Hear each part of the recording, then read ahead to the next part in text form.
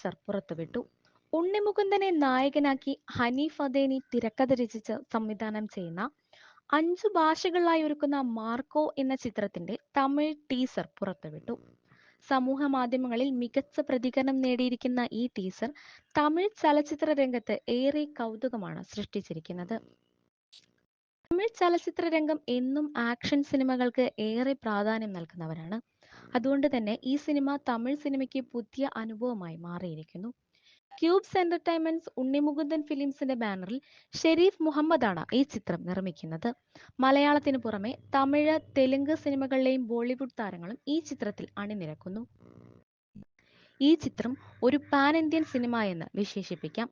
Indian സ്ക്രീനിലെ മികച്ച സംഗീത സംവിധായകൻ രവി ബസൂറിന്റെ സംഗീതവും കലൈൻ കിങ്സന്റെ 8 ആക്ഷനുകളും ഈ ചിത്രത്തിന്റെ ആകർഷണീയത ഏറെ വർദ്ധിപ്പിക്കുന്നു. നിർമ്മാണ പ്രവർത്തനങ്ങൾ പൂർത്തിയായി വരുന്ന ഈ ചിത്രം ഡിസംബർ 20-ന് പ്രദർശനത്തിനെത്തും.